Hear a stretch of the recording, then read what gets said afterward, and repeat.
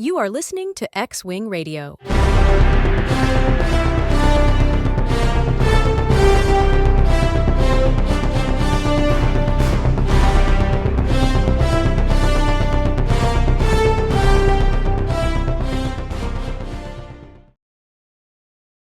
Welcome back, you bantha fodder. I'm David, that's Wesley, and you just tuned in to X-Wing Radio, the weekly broadcast from a galaxy far, far away. Bantha fodder? That's what you Yep. came up with?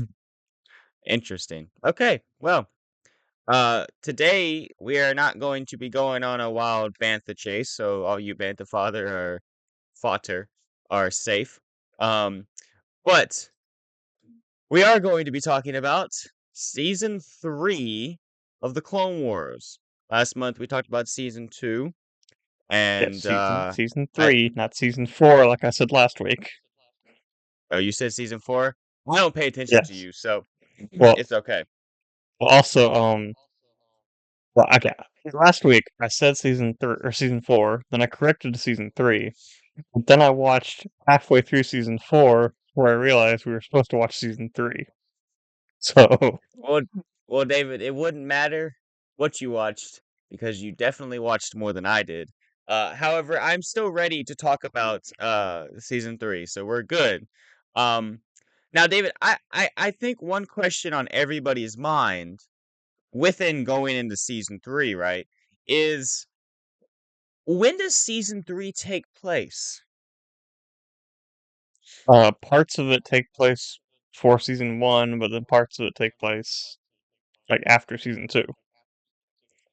Yeah. And So by there's a parts of lot it of take it. place before season 1, it would be this arc that we're about to get into. Yes, so there's a lot all over the place. As best we can, I think we'll try to place each episode or each arc uh relatively where it's at in the timeline. One thing that's interesting about the Clone Wars, and I think it might only be in season 3 that they really do this. I might be mistaken. It's been a while since I've watched through the Clone Wars as a whole, but it kind of jumps around a little bit. And it's kind of for seemingly no reason. Like, okay, like David mentioned, this first episode, Cadets, is an episode that takes place before season 1. Why do we know that? Because Heavy, who is a character who is alive in or who dies in season 1, is here. And there are other characters also who are going through the cadet training. So, we And know that it they're is also they're beforehand. also debts in this when we see them in season 1, they're shinies. So Yeah.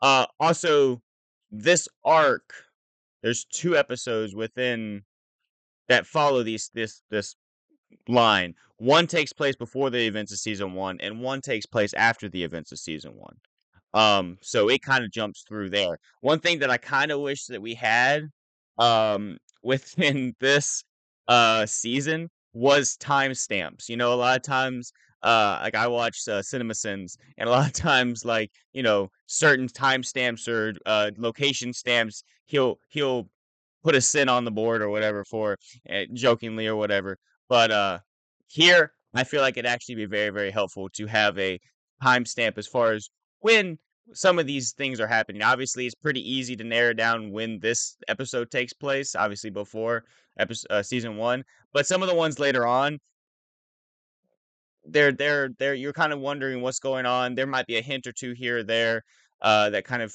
show it was like, why is this happening beforehand? Some of it would be good to have uh um some we some also, of some course, idea beforehand that that's mhm, before some of the episodes later yeah. or earlier. So we also, of course, get some 2 very important arcs, which we'll get to. So Yeah. why don't we go ahead and just start talking about this first arc, which is cadets, the clone cadets, and ARC troopers. Yes.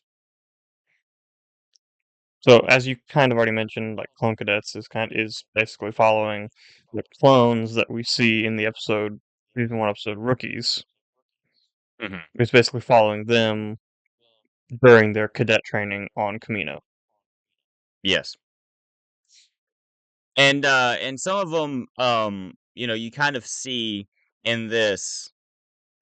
Heavy gets his name in this episode. Go, I think, either gets it or we get a reasoning as to why he's called Echo. They also give one other one other trooper's name. I don't remember his name. He's not a prominent one or as And prominent as one. don't they also mention fives too?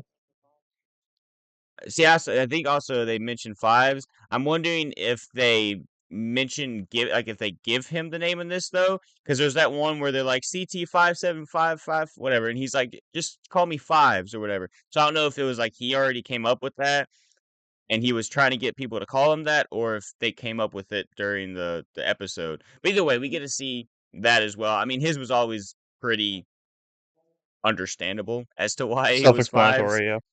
Yeah, but, the other ones we get, Echo, he's always echoing the orders, so, we understand why he's called Echo. Heavy, uh, carrying the weight of Yeah. everything. Heavy, he's a heavy trooper. Bunch of different reasons why he's called Heavy. Um, but anyways, so yeah, in this episode we get to see the training of the cadets. It's interesting to see that clone troopers are not trained by Jedi or by you know, ARC troopers or sergeant troopers or anything like that. Like they're trained by bounty hunters Mhm. hired by the Republic to train clones, which is interesting. Which does Obviously, ki they hired which Cad does kind Bane. of mhm, which does Continue. kind of harken back to their origins. Yeah.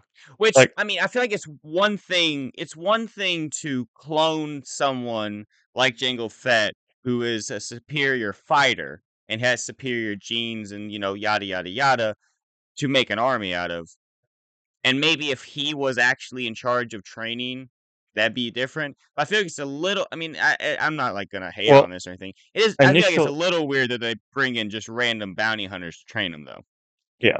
I know, because initially, I don't know if this is just or if this is just legends, or if this is actually in canon, but initially Jango Fett did train the original clones, or Yeah. some of the original Um. clones. Yeah. I feel like that. Yeah, that would make a whole lot of sense. But even too, like, Shock T is here, and we get to see her not necessarily training them, but she is overseeing the training of the clones. So that is one thing that we have that you'd think that you maybe would want someone like that training more so, but it is what it is, and it's really a minor part of the episode that they're not trained by the actual clones. Long story short, this episode is a very good episode, but there's not that much to it besides the fact that this group of clones, this squadron, is unable to pass the test, basically is going to be unable to graduate the academy, but then is able to get one more shot at it and passes, despite even being kind of sabotaged. Uh, they overcome the disabilities that they are given and rise to the occasion, which kind of leads them into later on Fives and Echo becoming ARC troopers, being able to think outside the box, and those things there. Yeah. Now, it also does kind of lead directly into the next episode, even though the next episode takes place after Rookies. Yeah. You could really watch those three episodes as like as like three episodes, and it would probably make sense watching uh Clone Cadets, Rookies, and then ARC Troopers. Mhm. Um, Yeah. because I could be wrong about this, could be misremembering this, but Rookies, the whole thing with that is is Grievous is trying to invade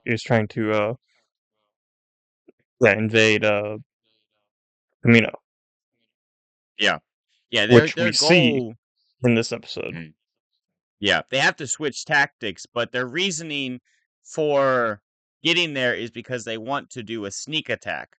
They switch up the plan a little bit in ARC Troopers, the next episode, with sacrificing so when things fall down to the planet below, they can reassemble them and have an attack force from below. But their goal was to take out that outpost, if I'm remembering correctly. Their goal was to take out that outpost so that they could get in silently and attack the Republic, while they're, sleeping or Yeah. whatever. But yeah, yes, it definitely all falls together. But yeah, in this next episode, we get to see essentially the end of that random, 3 episode, one's not even in the right season arc. The end of it with this one and the attack on Kamito and seeing how that goes.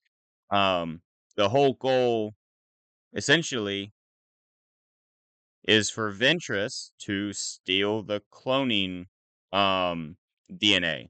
Because I guess at this point in time, being that Jango Fett is dead, they only have so much they can use, so they're having to stretch the Well, DNA. So if the that, and if I'm also remembering right too, there was like basically the possibility of like essentially a biological weapon tailored to the clone's DNA. possibly, I am going to agree with you on that because I have no recollection of any of that. But that doesn't mean that it didn't happen. I just don't remember it, and I'm relying on you for that missing information. Um, but yeah, and she fails. That's But about yeah, that. yeah. Well, two very good episodes. When we talked about season one, Rookies was up there with some of the best episodes in season one. Not that there's too much competition, but obviously it still was up there with some of the best episodes, and even it holds up compared I to mean, later okay. episodes too. Okay. It's not as good as Bombad Jedi, but still. Well, no one can beat Bombad Jedi. I mean, I'd rather beat it to death, but anyways. Uh it's a good episode, and these two episodes are really good, despite not having a whole lot of talking points to them. They're very easy episodes to sum up. They are very good episodes, very fun to watch, Mhm. action-packed episodes, and Also, they introduce us to some of our favorite characters heading down the line. yeah. Also, is this the only episode? Are these the only episodes we actually get to see? 99. Yeah, I was thinking about that. I thought he was in a lot more. Yeah, because he There might dies be in ARC Troopers. So I don't. there might be some more flashback episodes Okay, later on because I feel like I remember there being more of him. But I could be wrong, and this could be it for 99 and all we get to see of him in 2 episodes. because For such a faint watching, like thinking back on the show, like I can remember a lot more of 99. So I don't know, or seeming like there was a lot more. I don't know. Yeah. Interesting. So we'll find out, I guess, as we dive into the next couple of seasons, but for right now, 99 is dead. And Yeah, we mourn the loss of such a great soldier. yeah. Um okay, so So now we have moving this on another to the arc. next one. Yes, Yeah, I think continue. it's another 2 episode arc, if I'm not mistaken. Yes. Yes. Supply lines and sphere of influence. David, real quick, I just want to point this out. So the link that you sent me was to Clone Wars Season 3 on Wikipedia here. Hmm. And I find it interesting. Um, so there's a little thing here. It says chronological information. So basically, it just says anywhere from 22 to 20 BBY is when this takes place. So it kind of jumps around, obviously, like the season jumps around. But that's not the part that I'm intrigued by. I find it very interesting here, and I wouldn't have guessed this, but it says it's preceded by season 2 and followed by season 4. It's pretty neat.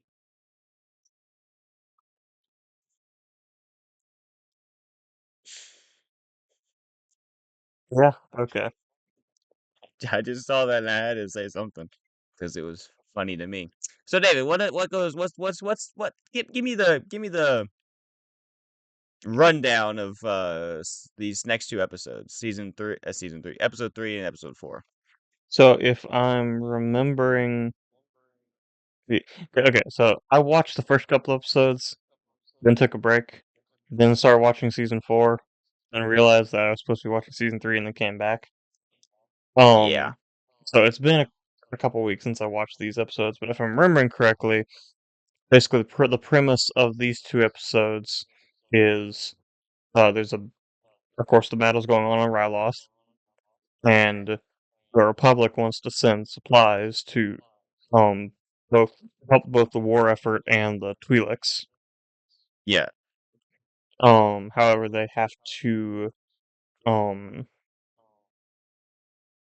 basically they need a staging ground to be able to um send the supplies from. So they send, isn't it Bail Organa? Yes. Yeah, Bail Organa to go negotiate with the um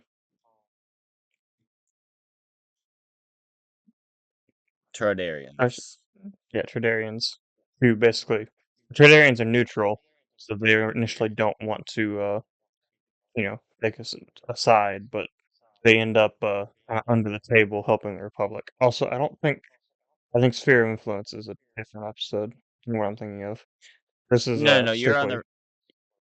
Oh, No, am I you're on on the? the.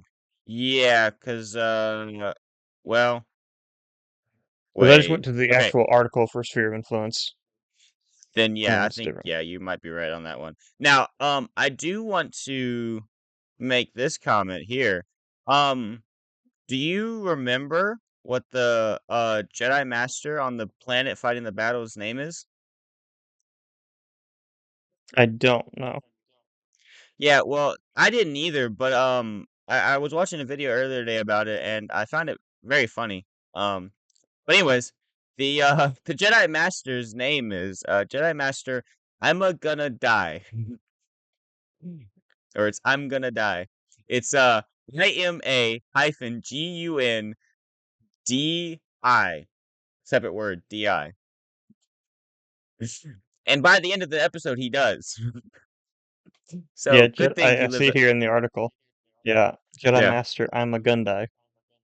I'm a gonna die. Yep. He a gonna die, and he a do a die. Anyways, I do Yeah, think you're right though. This is one this episode is a arc, one-off. and Yeah, this is a one-off. the one after it is also a one Sphere of off, Influence is dealing Sphere of Influence is the one with the blue the people. blue people. Yeah. Yeah, Um, and because there's they yes, continue. yeah, because there's the let's see, Mentorans. Basically Yes, the chairman. I'm kind of reading the article and talking at the same time, so I might stutter through the some of this stuff. But the chairman's daughters get kidnapped, and the whole entire goal of the episode is to find the kidnapped daughters. They find it on the planet. Their planet is being has a trade blockade on it, and they find out that people from the Trade Federation have were the ones that were dealing with the separatists uh to kidnap the daughters. They've rescued the daughters and used that to get the trade blockade, or use the fact that the Trade Federation had some corruption on the inside, which I'm gonna get to that in a second. Had some corruption inside to get them to lift the blockade on the planet. Yada yada yada. mm, We also get to meet and Greedo yeah, about I was about to say 20 years before. yeah, I was about to say our favorite bounty hunter who shot second. Yeah, yeah. Now here's the thing that I might need to refresh my memory on, but you can revive that memory in my mind because that's the best way to word this. Um, so the Trade Federation, I mean, like, okay, the CIS. When we as Star Wars fan talk about the CIS, right? Who comprises the CIS? Who are the top people thought of when we talk about the CIS, right? Well, Are you talking about you got factions or are you talking about people? corporations that come together to make up the Factions. CIS who fund it. Yeah. Okay. Anyways, doesn't matter. We all know what Trade I'm talking about. Federation. We talk about the Trade Federation, Banking Clan, the Techno Union, and there's a couple other ones. Okay, but those are some of the bigger name ones that are part of this. The Trade Federation being one of the biggest behind the bank or with the banking clan. Are they just playing both sides at this point and funding the separatists? Because I thought it was more well known that they were a part of the separatists. But well, okay, so basically the way it's portrayed in the series is that kind of like, let's say with the Trade Federation, that Newt Gunray is kind of a outsider, even though Okay. I think the Trade Federation as a whole's loyalties I think lie with the separatists. Yeah. Basically Newt Gunray was the scapegoat. Okay. Yeah. But I was just thinking about that because I was like, I could have sworn that like through the events of Attack of the Clones, it was a little bit more obvious that they were not with the Republic. But I was like, I could be wrong. But that's neither here nor there. We can move on from that. That's essentially sphere of influence. Moving on to the next episode, which Which this has an one is arc. a 2 episode arc. Yeah, this one is a 2 episode arc. Yes, corruption So and the Academy.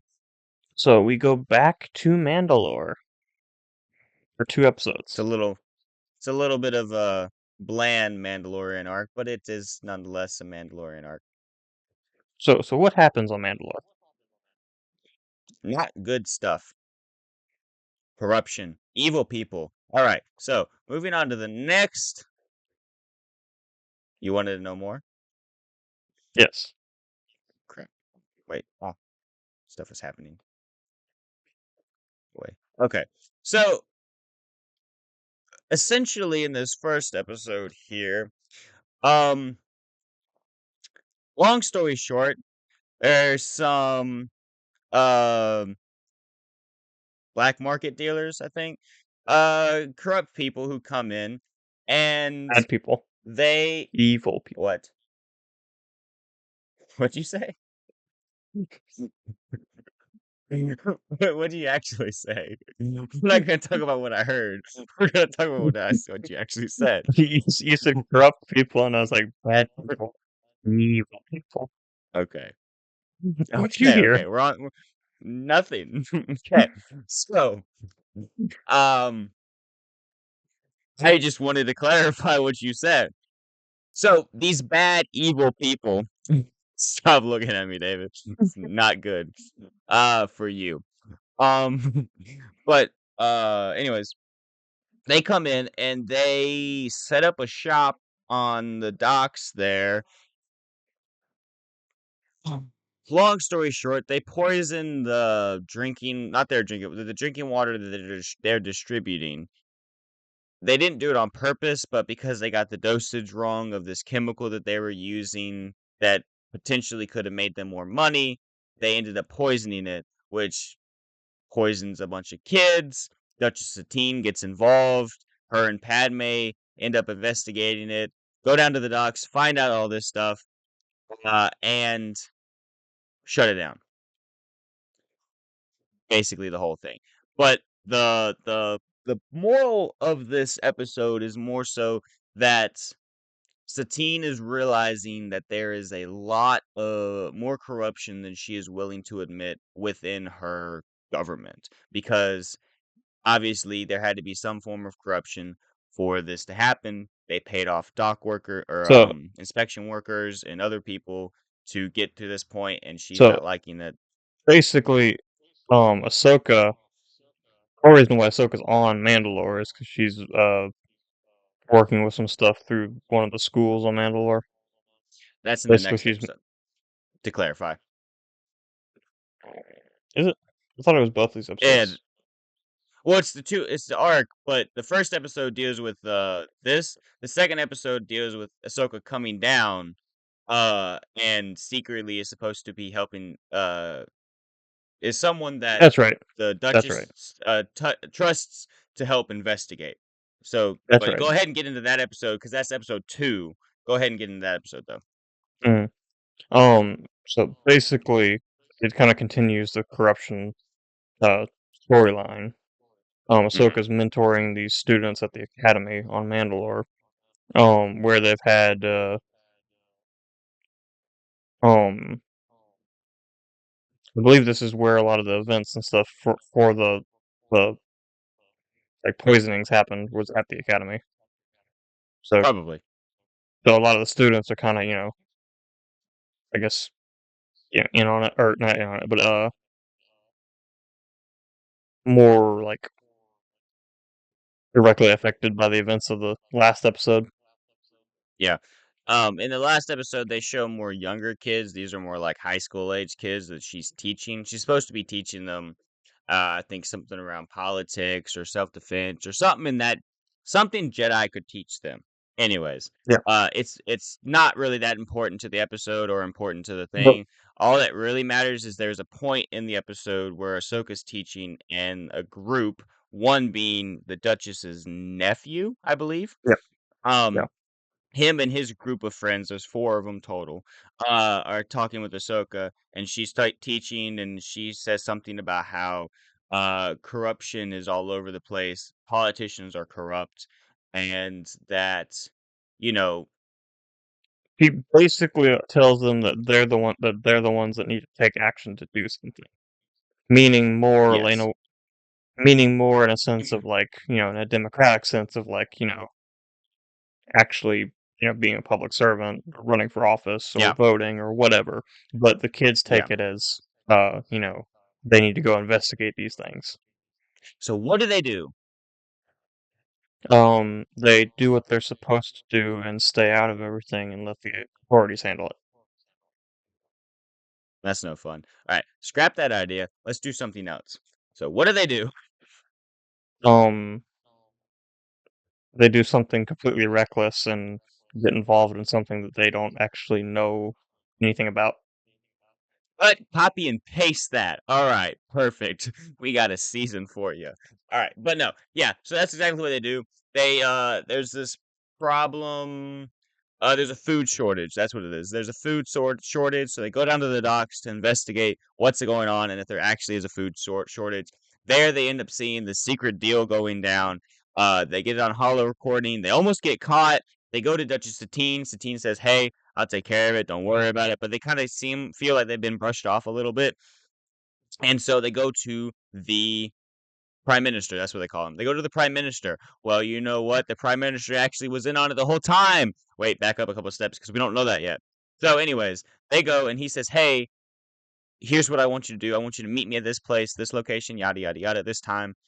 All right. So they go to that meeting and they get jumped by some guards, some corrupt police, some corrupt poo poo. Anyways, um, but right before they're about to die, Ahsoka comes out of nowhere and rescues them. And they say, "Oh, well, now we know that the prime minister isn't a good guy." And so they go and they pull up the hollow recording and they go, "Look at this thing. Well, the face is covered. We can't see." And she pulls out this little thing and says, "Haha, plaster the prime minister's face over that." And it goes, "All right, cool." And it looks really realistic. And they say, "All right, we're gonna go with this. We're gonna frame the prime minister." No, actually, what they do is apparently they can enhance the image because why not? They do some facial recognition on a hologram, and they get it to work. They frame the prime minister. Essentially, yes. But good news that they actually did that because it turns out the prime minister had actually kidnapped Duchess Satine, and then was going. Ahsoka turns in the kids as cohorts, and then she almost gets arrested. They find out the prime minister actually is a bad guy, and then they lock him up. Wait, the prime minister is a bad guy? He's a bad guy. We'll find out later, even badder. But he's a bad dude right now. That doesn't seem right. All prime I ministers are mean, bad. I mean, I mean, as we all know, politicians are like these like upstanding people. They're all like you know civil servants. They're all like there to do good.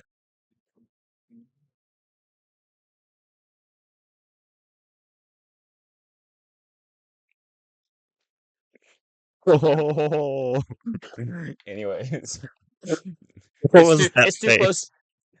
Yeah, I don't think we have much of an audience as it is because I see the views. But if anyone happens to watch this out of the United States, currently the U.S. is going through its election. So we probably Tomorrow. should stay as Tomorrow is the we should. election in the U.S. Don't tell me that, David, because I'm gonna go to the polls tomorrow after recording this, and it's not gonna be there. Anyway, Well, okay. As of this episode coming out, tomorrow, it's the day tomorrow is after as this the episode episode comes coming out. out. Yeah. Yeah. So we probably should stay as far away from. We should probably stay as far away from real world politics as possible. But anyways, David, Hmm? David, Hmm? David, What? listen. What? Okay, I got a bone. I got a bone to pick with Duchess Satine. I understand her reasoning, but do you remember at the end of the episode of Corruption, episode 5 there? Do you remember what she ended up having happen to the whole little warehouse? She said she wanted it burned down. I Hmm. understand how um I understand like Do not you wanting understand it how to fall fire into the works? wrong hands. I understand her not wanting it to fall into the wrong hands, but I feel like that was a little bit hasty of her on her part to just burn it all down. One, you don't have any evidence. And then two, you burned down a perfectly good warehouse. I And mean, yeah. You three, don't burn down it could have warehouses. spread. I'm not an arsonist. Anyways, it was just a very interesting call on her part that I wanted to point out, but it seems like you're on her side, so I'm gonna let that go. All right, David, speeding up the pace a little bit here. Um, we Everyone move on died. in. Oh, we do have a good bit of death coming up here. Um, but speeding up the pace a little bit because well, I got things to do today. Um, next episode is Assassin. All that really happens in Assassin, to be honest, is Ahsoka has some premonitions and sees Padme dying. So she's like basically Anakin now. But she sees Padme having a attempt on her life, and And she essentially turns is to the trying. dark side to figure out a way to save her life. So, she becomes really close friends with the Chancellor and finds that the Chancellor's a Sith Lord, but then becomes his apprentice. And then Obi-Wan ends up, chopping her limbs off on Mustafar, and then she becomes a cyborg. Oh wait, no, that was Anakin. When does Mace Windu lose his other hand? Hmm? When does Mace Windu lose his other hand?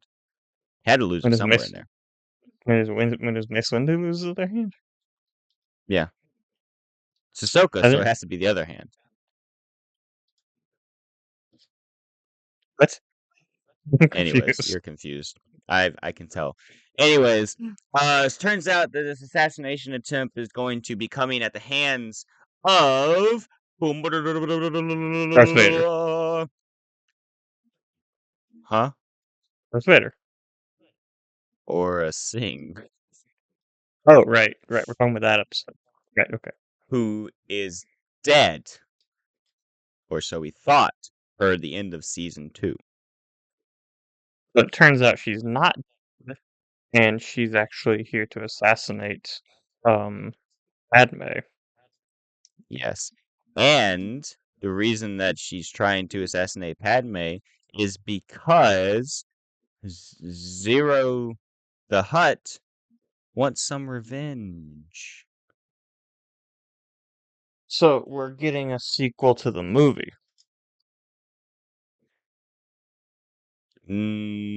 Yes. We're going to be jumping around a lot over the next couple of episodes because of the timeline that is happening here. Now, David, I want to ask you this because I'm not quite sure if I remember. So, you remember in season 2 when whatever his name is, the Greedo guy, who is Padme's uncle, so called, dies? Mhm. He is in some later episodes, Heroes on Both Sides and Pursuit of Peace. He is in those episodes, that story arc there. Is he in this one? I don't remember. I don't think Okay, well, so. we had both. We both don't remember, so it doesn't really matter. I think either way, these would have to take place before the events of. Well, either way, these have to take place before the events of the last episode in season 1, which is when we see Cad Bane hold hostage and get Zero out of custody. Um, yeah, because yeah, so that has to take place. So does that mean that the events of last season, when Boba Fett bombs, this is really throwing a wrench into everything. David, at the end of this, we need to make a chronological order of how the events of Clone Wars take place. I know it's probably already been done, but we need to do that because right now my mind's a little boggled. We'll figure it out once we watch all the episodes. But yeah, Yeah. So, he jumps around a anyways, lot. this episode here takes place before all that, and I don't know if this is necessarily supposed to be the case, but we're dealing with Zero the Hutt still in the next couple episodes. Um, Moving on to the next episode, Evil Plans, which I don't remember a whole lot about this one, besides the fact that it deals with the droids and Cad Bane captures them to get some information from them. I don't remember quite all the details to that. If you remember a little bit more, I believe that's when he actually breaks Zero out. is that supposed to be like preluding him getting all the plans and everything too? Okay, so Evil Plans is the 8th episode in Star Wars: The Clone Wars, season 3. It aired November 5th, 2010. This episode served as a prequel to Hostage Crisis. Okay, and then after, so this one takes place, so he's prepping for all getting Zero out, which plays right into Hunt for Zero, which is the which next is episode, episode after 9. which is after Hostage Crisis. So again, they did another Yeah, like they basically made another three-parter with an episode from season 1. yeah. Now, this episode sees Zero bargaining essentially with the Hutt Council because he has a lot of dirt on them. Um, then he gets locked up. The dancer girl, or presumably the dancer girl, singer girl from the number in Return of the Jedi at Jabba's palace, is here, and apparently is in love with Zero. I don't remember who ends up saying it, but I was like, they are sneaking in some dirty jokes in here. I didn't really care to see the makeout scene between a slug and a whatever she is. So that was disturbing. I don't know why this So is called a kid show. But I wanted to I mention was this. listening to this Oh, go ahead. episode. I was Oh listening to this episode at no. work. I wasn't actually watching. Like wasn't really watching. So this episode was like really like I don't know, Yeah, really hard to get. yeah. Also, the voices in this episode. Oh, I hate Zero's voice, and then the other. Yeah. But I want to make this comment. So I think it was his mother when they go see his mother later on, or when, which we need to get to these characters later. But Obi-Wan and Quinlan Voss go to see his mother, Hmm. track him down to that place. He says something about, yeah, like, or she says something about like, oh yeah, my deadbeat son and his limp lip girlfriend, which is obviously a reference to something other people say in the real world, nothing to do with lips. But I was like, huh? Interesting, Star Wars. You're throwing that out there, but I mean, it Yeah. fits because she's got a pecker. Uh, but yeah, this is the first time we get to see Quinlan Voss in Clone Wars. Which we don't really The see a only lot of time, Quinlan. That was the only time. per what I've researched. We'll Okay. see if that's true or not. This is definitely the first time. I think the only other time we would get to see him would be when, if they were to adapt, or if they ended up adapting the Dark uh Disciple. I was about to say that, then I thought that's not right. Yeah, the Dark Disciple adaptation, which was originally a Clone Wars arc. Obviously this Which could be wrong. But I've heard from what I was looking into earlier today that this is apparently the only time he shows up. Hmm.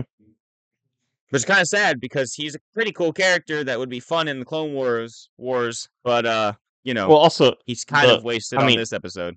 yeah, I guess it makes sense because that's Dark Disciple is a Clone Wars episode, but like his character in this and his character in Dark Disciple are like perfect. Like it's the Yeah. same, it's the Yeah. same character, which I Yeah, guess it makes sense they did it because, very well. like I said, again, I guess it makes sense because Dark Disciple was originally a Clone Wars arc. Yeah. But yeah, So anyways, all that really matters in this episode, I would say, is that Zero dies. I do think we end up seeing him later. I feel like I remember seeing more of Zero. Now, I could just be thinking about the actual Clone Wars movie, which I think he's in, correct? yes, that's how he got arrested to begin with. Yeah, okay. Yeah, you mentioned that earlier. Sorry, mind is all over the place. Um, but yeah, so I maybe I'm just thinking of that, and we actually don't see him again. But again, we're not entirely sure if we really remember how many more episodes are all over the place later on in the series.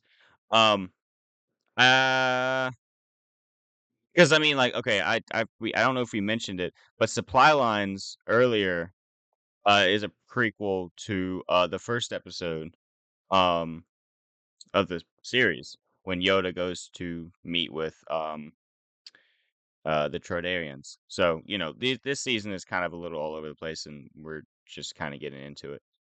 Next Mm. episode, as we mentioned before, there's a two-part episode here. Heroes on Both Sides and Pursuit of Peace is a bunch of political mess. Is a little interesting because But we get to see the inner workings of politics, but it's a prequel to it's some part of season 2 before whatever her uncle's name is, ends up dying, and getting assassinated. Also, there's some other characters we see in this that were killed in that episode arc too. So, it's but it's also interesting. interesting. This is I believe this is the only time we actually get to see the Separatists in it. Hmm. Yes. Which is interesting because usually we don't think of the separatists like that. Mm.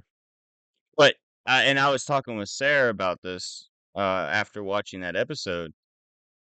It's one of those things where it's interesting to see the inner workings of some of the politics in Star Wars because, like, I think we mentioned this when we were talking about the Plagueis novel. If we didn't, we missed it, and that's on us. But not Sidious, sorry, Dooku legitimately saw problems with the Republic and wanted, like, his intentions were strictly pure, and then Sidious corrupted them in a sense. Like, he saw the problems and he wanted the problems in the Republic to be fixed. Sidious Mm. used that to cause him to turn to the dark side, to start this war, to all this stuff. But the thing is whether or not Dooku intentionally or started out that way or not, a lot of people on the separatist side just see the problems with the Republic and do not want to be a part of it. They're Well, and that's also kind of separatists. They it's want also to be kind of separate from the Republic. that's also kind of the point. That was also kind of the point of these episodes was to kind of show, like, you know, yes, there are a bunch of big bads in the Separatists, but a lot of okay, it's like we talked about with Andor. A lot of people who were Separatists went on to join the Rebel Alliance. Yeah, exactly. They didn't want to be a part of the Galactic Republic, Empire, whatever it was. They saw the problems with it. They didn't want to be a part of it. And we get to see that here. So essentially, all the gist of these episodes are, aside from getting to see the politics, if you're interested in Star Wars politics, these two episodes are really good to watch. Interesting, intriguing. But the whole gist of it is, Padme has a friend from before the war who is on the separatist side. It's illegal for them to make contact, but they go and make contact anyways. And uh find out that she's for the ceasefire, but what needs to happen is the separatist Senate has to vote on it. If it passes in the separatist Senate, they will reach out to the Republic to make a treaty and negotiation talks and all those things. Um, and it passes, and before it can go, or before the Republic can make a decision on it, Dooku sets up for some generators in the capital city, Coruscant. Couldn't think of it for a second there. Uh, Sets up for there to be a bombing, which throws everything out of whack. Dooku claims that there was a strike force that killed whatever the friend of Padme's was, who proposed them going and doing peace talks. So Dooku says that the Republic attacked them, killed her, and now they're going to withdraw. Obviously, keeping the war going. And that's about the gist of this one. It's kind of interesting because if you look at all the episodes that really focus on Padme and really focus on the politics of Star Wars within the Clone Wars, at least what we've watched so far, Padme is constantly fighting an uphill battle within even her own people, quote unquote. Within the Republic, she is fighting an uphill battle. Padme is one of the characters that's supposed to be pure and good. Like politics, they paint politics like politics really are in real life. They paint them like that in Star Wars. But Padme is supposed to be what everyone wants politics to be, people who are actually there for the people and people who are good and pure and all that stuff. And she lives up to that throughout her character. Like her character is that. But Mhm. it's interesting to see her constantly having to fight this uphill battle. Another character would be like Bail Organa. He is also a character who is painted in the same light. But we constantly see them going up against this uphill battle, fighting, fighting, fighting to get things passed in the Senate, to get their ideas and all this yada yada yada to help people. Right?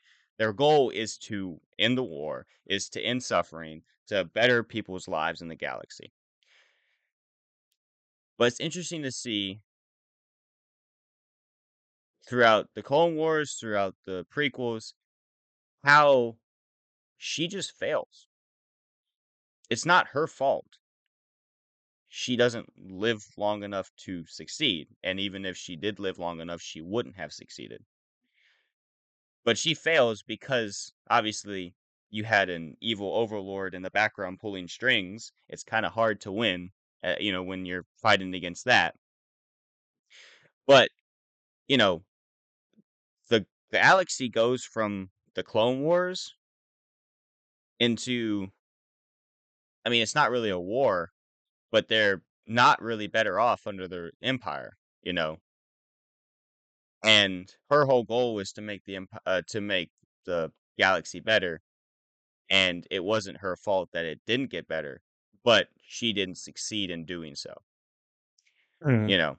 And it's like that's kind of the idea of like no matter how good your intentions are, there's so much bad out there that, you know, obviously keep fighting, but you may just not win. Now, Luke ended up coming in and taking down the Empire, but as we saw last week with Heir to the Empire, there was still political infighting that Leia was having to deal with. It just keeps the cycle of corruption just keeps going.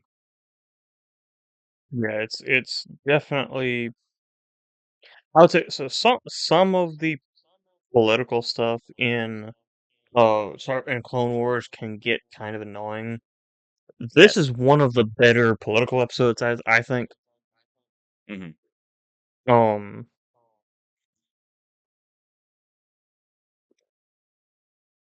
because I feel like it highlights a lot of the flaws in. Well, it highlights a lot of the honestly a lot of the good on both sides, but also a lot of the flaws on both sides. Hmm. I also found it interesting that both senates were being presided over by a Sith Lord.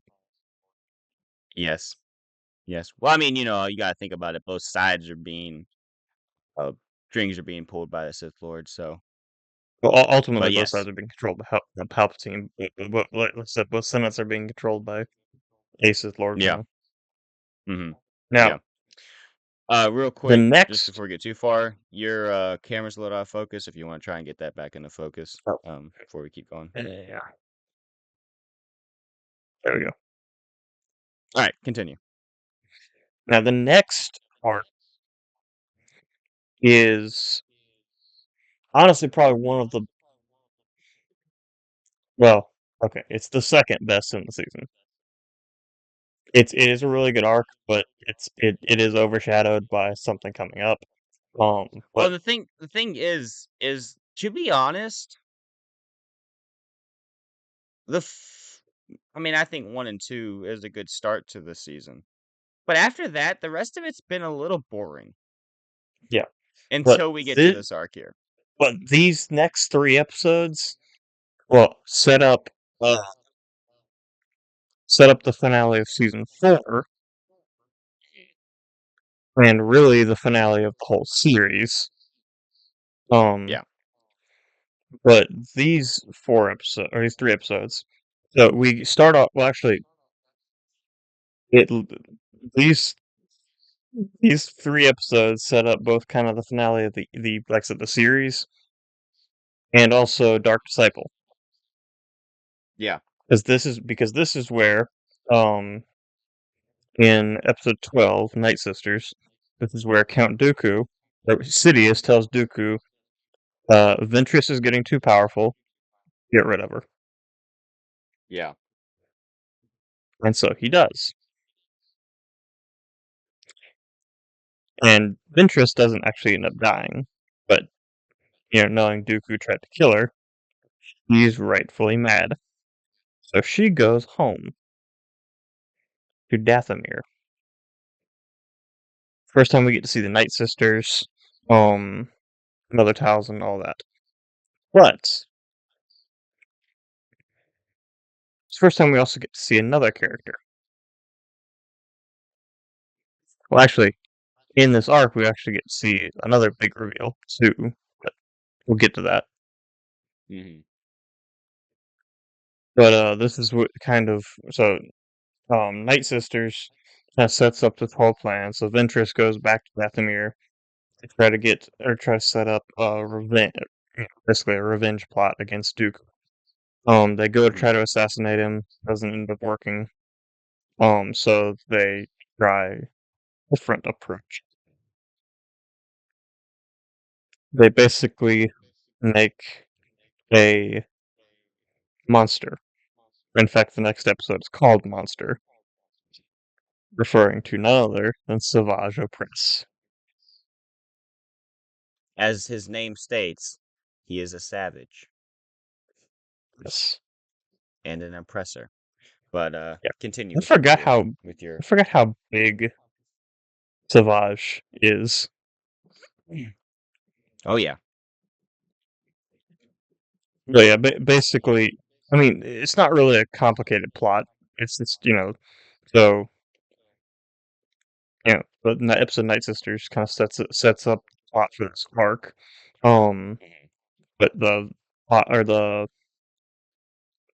plot to get revenge on Dooku that Ventress comes up with is okay. Well, we'll get this Dathomirian male to be and basically get Mother Talzin to reach out to Dooku and say, "Hey, I've got another apprentice for you since your last one failed." Because Dooku at this point didn't know Ventress was back on Dathomir. I think he And had even thought survived. that she was that he thought she was dead. Hmm. So Mother Talzin, says, "Hey, I'll get you a Dathomirian male to be your next apprentice." And obviously, the male is Savage Press, which through Hmm. Dathomirian magic, and so basically in episode 13, Monster is where Savage kind of uh surpasses all the other Dathomirian males in trials, Yeah. and Ventress picks him, and then through magic, he basically gets ripped. Yeah. and his horns grow. Yeah, like I said, he gets ripped. In half. No, that's his brother. Oh, Which, my bad. fun fact, Savage Press is Darth Maul's brother. Well, since we can't have Darth Maul, I mean, it's nice to know that we can have this guy around. We'll circle back to that. So I like circles. They're nice and round Savage and becomes pointy. Dooku's new apprentice, and he goes and completes a few missions for him. The Republic finds out about this new, Dathomirian male apprentice of Count Dooku, Mhm. and says, "This guy's too powerful. We need to get rid of him." Fair enough. And so Obi-Wan and Anakin go looking for Savage Press, and they end up on Dathomir too. There's some of their stuff, and they end up tracking him down to Dooku's ship. Um, this whole sequence on Dooku's ship is kind of like, so it starts off Savage and Ventress start fighting Dooku because this was Ventress's whole plan is for them to team up to defeat Dooku. Yeah. Then Savage kind of goes off on his own thing, starts attacking both of them, Mm-hmm. and uh, Ventress and Dooku keep fighting. They end up getting separated from Savage, which is where the Jedi finally catch up with Savage Opress. They fight him some, and then the droids on the ship start attacking Savage, so the Jedi run away. um, Ventress can't beat Dooku by herself, so she gets an escape pod and flies away. So it's all a very just like convoluted like process of how we get from point A to point B. But Yeah. basically, basically, we kind of end up with the same situation that we had at the beginning of this whole arc, where Ventress is on her own. Dooku doesn't have an apprentice. Um, Jedi are kind of just there, and the only difference is now we have this, Dathomirian Zabrak monster on the loose. Wonder what he's gonna do next. Well, you see, that's the thing. He goes back to Dathomir, the Mother Talzin, Hmm. Okay, interesting choice. Interesting choice. and you know your comment earlier about he's the next best thing of as opposed to not having Darth Maul. I mean, Loki, he might be better than Darth Maul. I mean, if he's all jacked and ripped, he might be Darth Maul 2.0. Who? We don't even need Darth Maul. Forget about him. Well, what if I told you we could have our cake and eat it too? Oh, I love cake. Can I have ice cream? Because Mother Talzin tells Savage Opress that Darth Maul is still alive.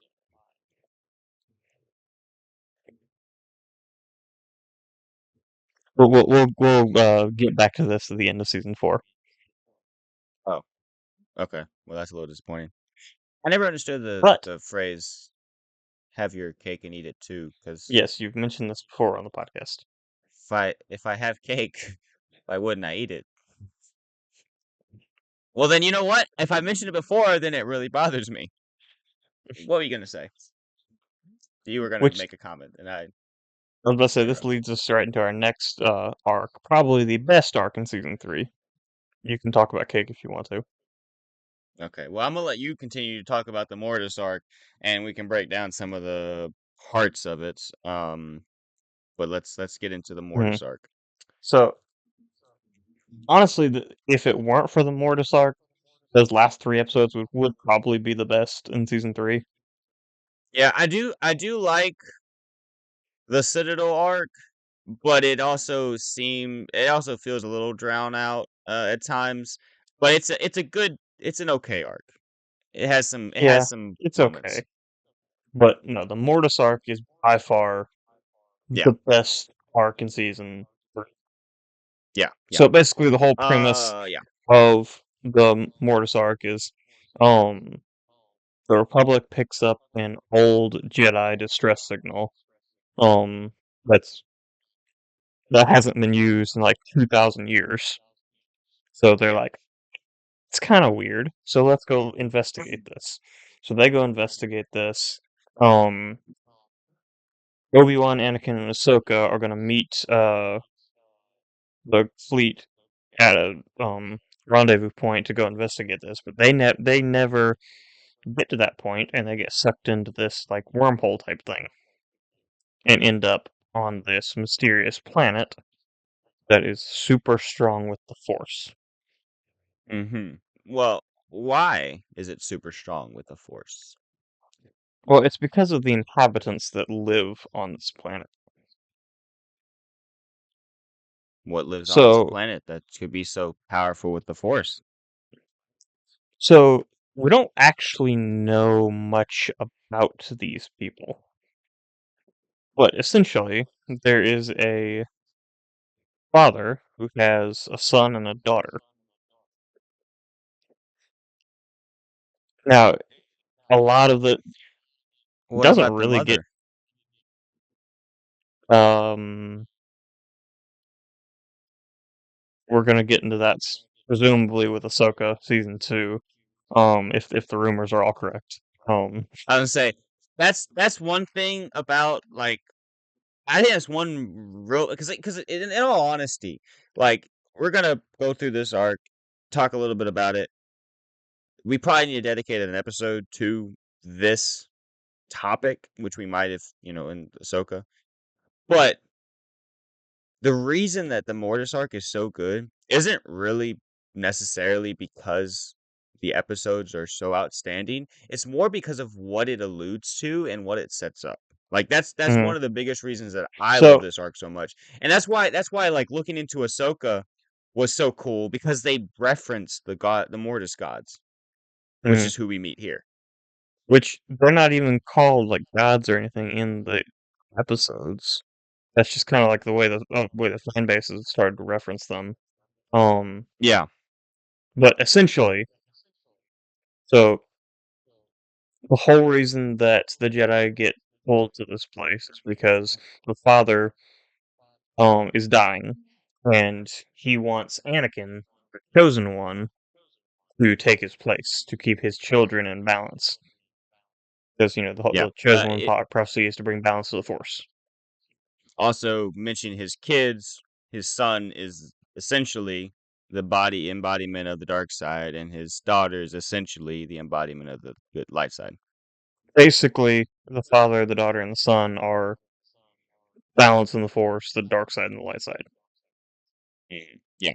And obviously, as you mentioned, Anakin being the chosen one, uh, needs to be the one to keep that balance. Now, it's an And that's interesting also thought that's I had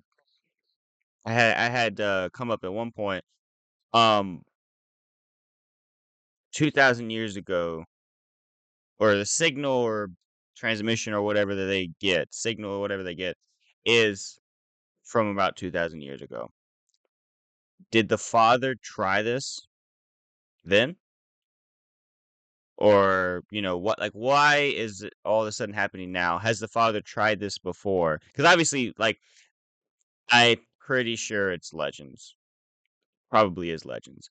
Um, there is some to be known about the Mortis gods and what all their backstory, Abeloth, the mother, all that stuff. Um, there's stuff to be known, and they essentially have been around for a very long time. But like, how many times has the father tried this? He says he's getting old. Well, what does that mean? How long has he been getting old for? Has there only ever been one chosen one? Has he looked for another? You know, was he at one point a chosen one? I mean, I haven't dived that much into the gods of Mortis. But mm, there's some which interesting is questions to be posed. interesting too to think about the fact that like a lot of so this is a very weird set because we're not even really sure if this is if all the events in these episodes are actually real. Mhm. because, like, it's not like a planet that they just go to. They get, like, pulled into this wormhole, Yeah, they kinda basically. black out for a little bit, you know? So and I think that's where this whole thing of, I know I'm going off on a side tangent here, but of Anakin basically taking the role of the father in Ahsoka, Mhm. Yeah, being, basically, I think that's kinda where this comes from, is 'cause, basically, like, all we know, Mortis could be in the world between worlds. Like, yeah. the There's a lot unknown. yeah, it doesn't really seem like it's a, like, physical place. It Mhm. feels like it would be in, like, you know, a place like the world between worlds. Mhm. Like, Yeah, basically, the planet itself is inside of the Force.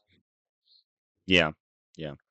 Um, Now, what's interesting, especially referencing Ahsoka, so, the main points of uh, these three-part episodes really is just that the father brought Anakin here to, um, take his spot, to keep his kids in balance.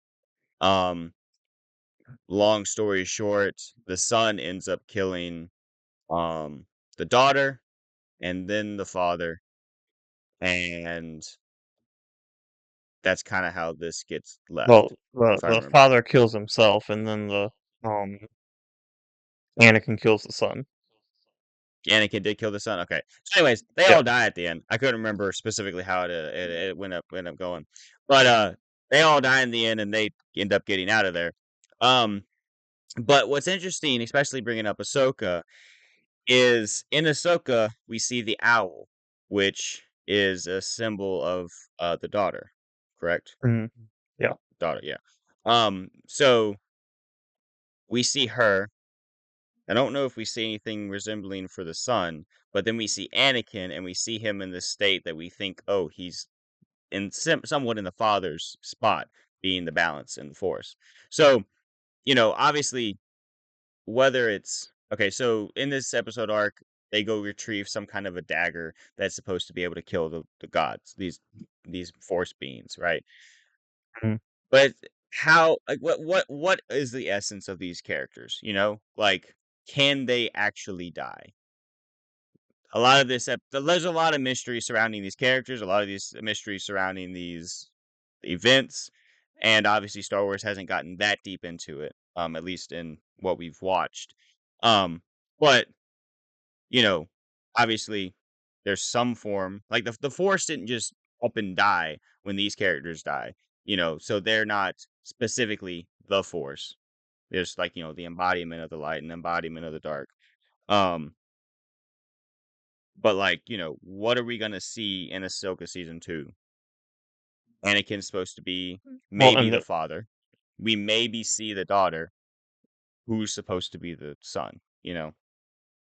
but also, we obviously are getting some more references to the Mortis arc because, the at the end of Ahsoka season 1, we had, Baylan Skull and on the statue and stuff, there was a statue of the father, and Mhm.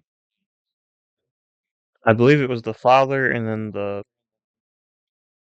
was it the son was intact and the daughter's was falling over, or was it the opposite way? I One don't of them remember. was crumbled. Don't remember. We can maybe look back on that at some point. But yeah, so But we're yeah. obviously like, this is obviously a very important arc moving forward for I guess Filoni Star Wars, but Yeah. It'll be interesting to see where they go with this. It's a very interesting arc. It's a very cool arc. Probably a bunch of ties to some mythology, in here as well that, could be explored and talked more about. We're not sitting here to break down the Mortis arc or anything like that specifically. We're here to talk about season 3. There are plenty of episodes out there about that. If you would like us to talk more about the Mortis arc, obviously we can at a later time. But for right now, it's just very interesting. I've always liked the idea of what the Mortis arc brought up. Um, Mhm. we also get to see some glimpses of Anakin turning to the dark side, Anakin becoming Vader, stuff like that. Um, obviously by the end of all this, his mind is wiped. He doesn't remember any of that. But um, you know, we get to see some of that in Clone Wars style, which is kind of cool to see. But all in Yeah, all, it's a so very interesting so and that cool actually set kind of episodes. that actually kind of reminds me of something. Um,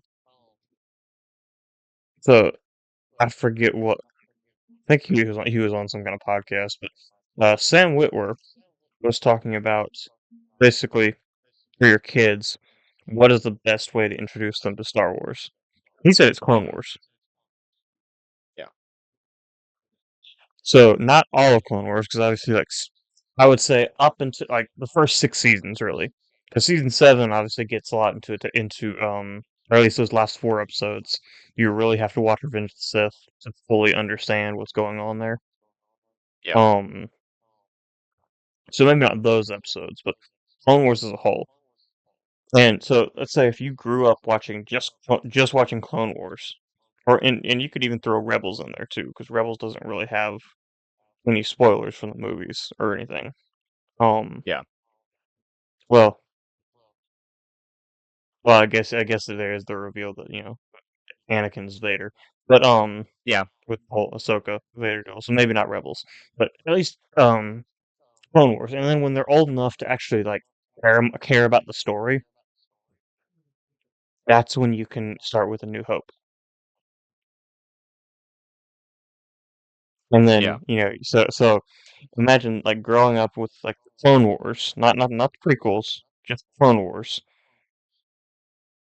And like you get these references to Vader and the Emperor in this episode and stuff. But then in you watch New Hope for the first time. It's awesome. And you watch Empire for the first time, and then oh my gosh, Anakin is Darth Vader. How did this happen?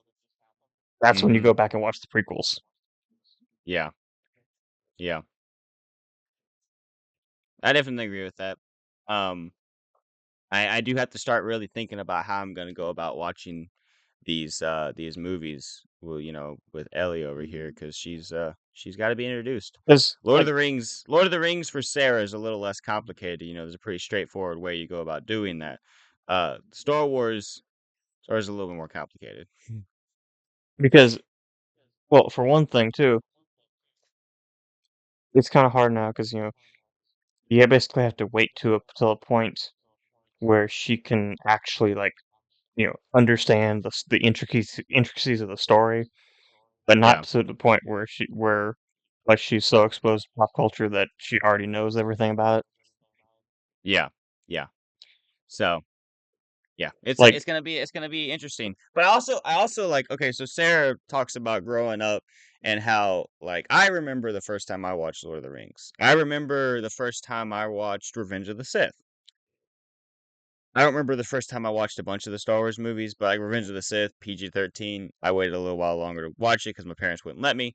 Um, I might remember the first time I watched some of the prequels, but the original trilogy, I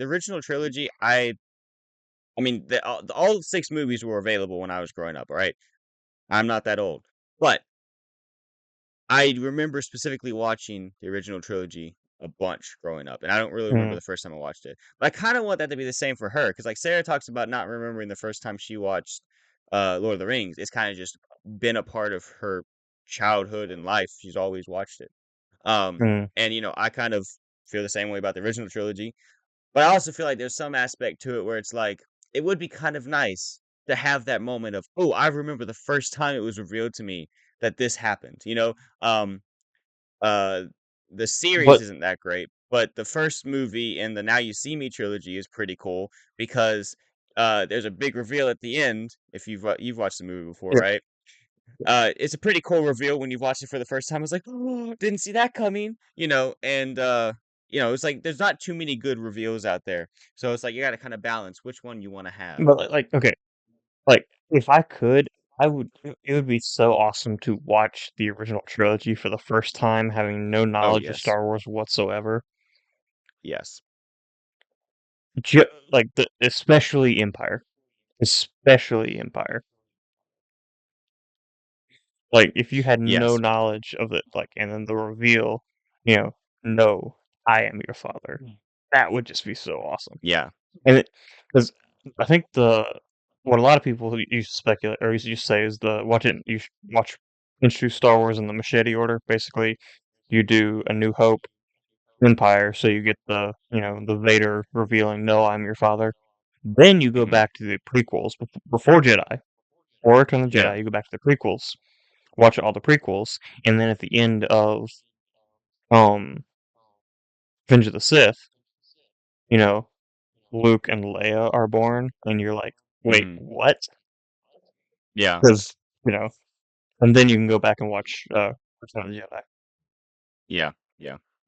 Uh, so to get us back on topic and to not keep this episode too terribly long, um, essentially we have two more arcs left. One is decent and one is forgettable. Um, so the next arc is the Citadel arc, where some Jedi Master. Let me see. I'm gonna click the thing so I can find his name. Evan Peel. Um, Even Peel. He is evenly peeled. Is captured in the Citadel. What is the Citadel? The Citadel is a college where people go to join the military. No, I'm kidding. So the Citadel is essentially a high security, maximum security separatists. Well, it's not. It wasn't separatist. It was captured by the separatists. Correct? It was originally made for Jedi, though, which was the thing. Yes. It's a hard place to get out of, but it's also a hard place to get into. And really the whole entire gist of this is even Peel has these is it coordinates or code? Um, Coordinates, I think. They know something. What do they Yeah. know? Now we got to figure out So what they know.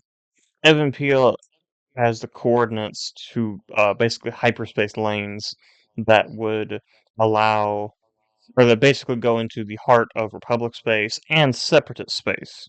So basically, whoever has these coordinates to these hyperspace lanes has a major advantage. So basically, if the Separatists got a hold of it, they could attack Coruscant like really easily.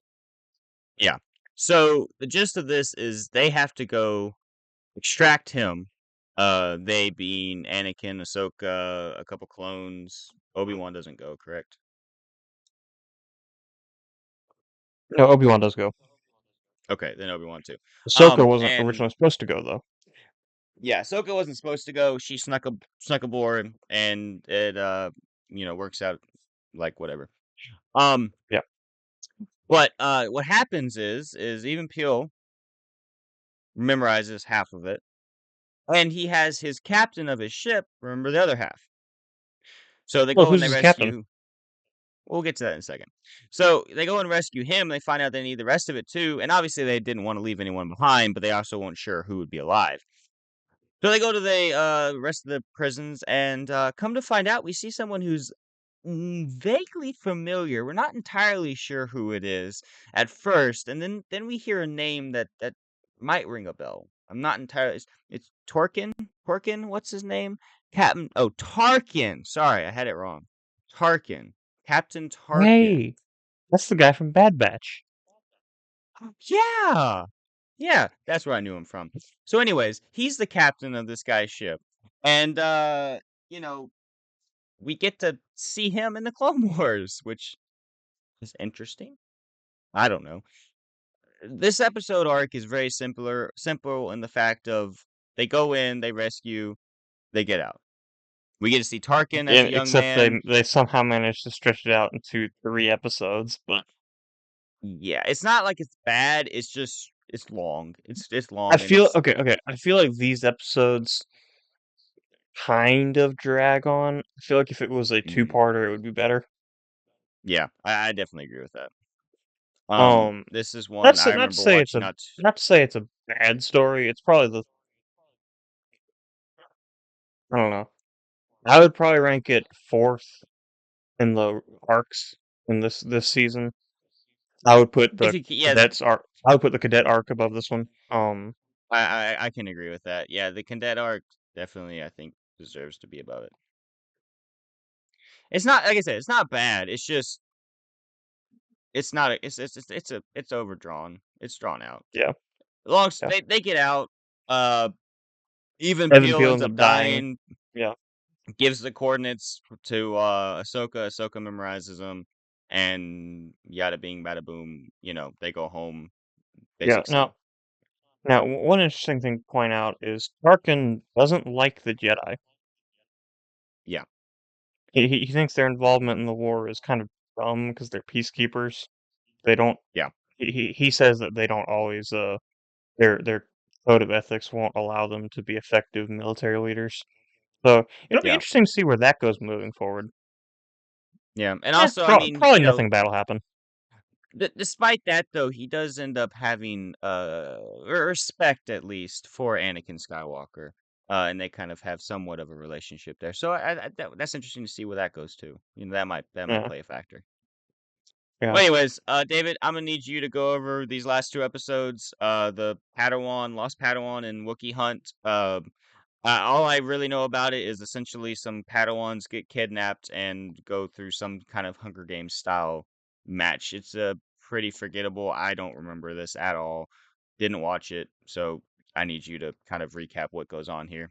All right, so just to make it simpler, I'm gonna read the Wikipedia descriptions for it. They're actually kind of short Sorry, descriptions sorry, of these episodes, Sorry, just to let me make it. let me let me let me let me translate that for the audience. Neither me nor David remember these episodes. Okay, continue. Yeah, basically. All right, so episode what episode is this? Episode 21, Padawan Lost. Sokka and a group of abducted younglings find themselves trapped on a Trandoshan moon, prey in an elaborate and cruel hunt. The forlorn younglings have lost all hope despite the best efforts of their spirited leader, uh, Khalifa. I think it's Khalifa. No idea. Ahsoka rallies them to defend themselves and strike back against the Trandoshan. I think that should be Trandoshans. Um, on an effort with deadly consequences. Hmm. Um, whenever you get, is that it for that one? Yep. Okay, I'm gonna go ahead and read the description for Wookiee Hunt here. As Ahsoka and her youngling allies struggle to evade the Trandoshan hunters, their efforts receive an unexpected boost when a new captive, Chewbacca the Wookiee, arrives. Chewie scourges, sca- scourges, searches parts gets part words gets parts from the wrecked Trandoshan slave ship, assembles a communicator to send out a distress signal. Hope arrives in the towering shaggy form of Wookiee warriors led by General Tarful. Freed from captivity, Ahsoka returns to the Jedi Temple and reunites with Anakin Skywalker. So that happened. Those were episodes. Don't sound like they're the worst thing in the world, but also don't really sound like that great. So it is what it is. David, I what are mean, your thoughts they're overall? on what Oh, I was gonna season say on three. the whole season. I'm not necessarily saying that these are bad episodes, and I'm not necessarily saying they're anywhere close to the worst of this season. There's a lot more that I don't necessarily would say are bad. I mean, we don't have any bomb bad Jedi in this season necessarily, but we also don't. They're on par with the rest of the season. I would say, except Mm. for the top. They got some top episodes, and then the rest is kind of just middle of the pack. But Yeah. what are your thoughts on the season? It's all right. I mean, like I said, I started watching season 4, and I'm kind of more excited to talk about that season just because there's more better episodes. Yeah. But I mean, this season wasn't bad necessarily, but it wasn't the greatest. Like I said, really the only those 6 episodes, the Night Sister arc and the Mortis arc, are really the only. Well, I guess I'll include the Clone Cadet arc in there and the Arc Trooper or Clone Cadet and Arc Trooper in there too. That arc. Um, Yeah. but other than those episodes, nothing in this uh season's really that standoutish. All just kind of Yeah. like eh. Um, yeah. That's the thing is like it had a great start. Like Cadets is one of my favorite episodes. Watched that a million times. Arc Troopers is a really good episode. The rest of the season starter up until you get to episode 12 with Night Sisters is a little bland. Like it's not bad per se. It's just like nothing standoutish, like you said. So far, And so honestly, the worst Mandalorian episodes we've gotten so far too. Because normally the Mandalorian yes. episodes are some of the best, Yeah, and we get back to them being some of the best in later seasons because there's so much more to come with the Mandalorians, and we'll get there especially with them. season 5 and And season 7. But yeah, yeah, but I definitely agree. Just glancing over here at the rest of the seasons, or rest of season or at season 4. I mean, these are definitely some of the best coming up, like some of my favorite. Obviously we have really good episodes in season 5 and season 6. I like a lot of the arcs in season 4 that we are going to talk about next time, so but yeah, season 4, uh we're just to going to be kind of talking about. Go yeah ahead. next month, but just to kind of spoil a little bit to come in season 4, we get the Umbara arc, the Ponkrell arc, for Hmm. which that's the same thing. Um, Yeah. but also we get the basically the second part of the Night Sister arc from this season. Yeah, also not to let you forget about this one. You may not like it. I personally love this arc. We also get the arc where Obi-Wan goes undercover as a bounty hunter in this. Oh yeah, That's one that I like, and I see a couple other ones that I remember not necessarily being my favorite, but I you know enjoy watching them. So yeah, there's a mm, there's a bunch of good episodes in this. Just scrolling through it. Obviously, like you said, we get the rest of the arc for the Night Sisters. Just a bunch of good episodes to come later on. This season was mediocre.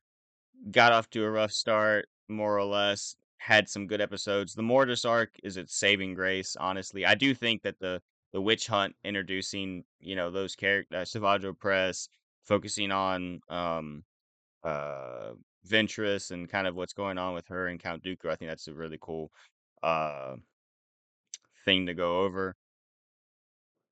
but But, okay, it does lack a lot in this season. but in all honesty, like, and this is kind of a problem that we have, like with these first 3 seasons. I would say season 4 is probably when it like starts to get really good. Season 3, again, you get the Mortis arc, Mm. but season 4, I would say is probably when Clone Wars really starts to get like really good. Yeah. Um, because again, spoilers, but it's an old show. Everyone knows this. Season 4, that's when we get bring back um Darth Maul. Season 5, we Mhm. get the whole Darth Maul Obi-Wan rivalry. We get a bunch of Mandalore stuff. We get the whole Ahsoka getting framed and everything. Season We 6, get we get the the whole. inhibitor chip. Season That's 6, we get the season 6, inhibitor yeah. chip. Yep, inhibitor chip. We Yeah. get which a lot of people didn't like these episodes. I actually kind of like them with the Yoda going on his mission with the wills and whatever. And then of course season Yeah, very 7 is season 7. entertaining factor maybe not completely there, but there's a lot of information and questions to be had in those episodes with Yoda. Yeah, Whether they're slow or not, there's a lot of information there, and that's one thing that we'll definitely get into when we get to yeah, season 6. But yeah, I mean, there's a lot of really good stuff to come. This season is not the best. I liked the season before this a little bit better. Season 1 was getting off the ground. So, we're about to really get into it. yeah. So, I would also not a say bad season. season 2 was probably the best so far, just Mhm. because I don't know if it necessarily had the best arc. I think the more if you rank the arcs, the Mortis arc might be the best so far. But you had Yeah. like in season 2, you had like banger after banger after banger. Like you had like Geonosis, Return of Geonosis. You had the first Mandalore arc. You had this whole Zillo Mhm. Beast thing. You had Yeah. the Boba Fett trying to kill Mace Windu arc. And then, of course, we also had like Yeah. the one-offs in season 2 were also really good, like Mhm. Lost Lightsaber. Yeah. That was a really, honestly, kind of surprisingly good one-off. That But that episode might still be the best so far that we've watched. Might still be the best one-off episode. yeah. I don't know. But I don't know. I mean, Well, I'd give what? I was gonna say Rookies might be up there too, but Rookies kind of isn't a one-off episode now because it kind of falls in Yeah. the middle of these. But when it was came out, it was a one-off episode that was really good. Yeah. Um but yeah, all in all, I mean, I don't know if we want to rate these or not. I mean, this was a decent season, not awful. Um I didn't end up watching everything in this. I need to go back and watch a couple more because there are some episodes here I do want to watch, but there's a lot that I would skip over just because it's nothing that stands out to me. But yeah, that's all for this one, David. Any more thoughts rounding up on season 3? No, not really. All I think right. we Well, are if kind of yeah. I was gonna say with that being said, we'll go ahead and wrap this on up. Get on out of here. So, thank you for sticking around all the way to the end of this episode. If you did, please leave a like on the video. Subscribe if you're not subscribed to the channel. It really helps us out. Also, comment down below what you liked about this episode, what you didn't like, what your thoughts are on season 3 of Clone Wars if you've watched it before. If you haven't, be sure to go check it out. Uh, with that, be sure to join us next time on X-Wing Radio. We will be talking about something else. Anyways, I don't know what our outro looks like, but let's head to that outro. Is that not what that outro was? Oh, is that? Oh, I meant the outro, but I don't know if you have outro music. Yeah, there is. Anyways, And card. okay, cool. Cool. Let's get to that intro. I don't even know what I'm talking about anymore. Thank you for sticking around. Thank you for liking the video. We'll see you next time Roll the on X Wing music. Radio.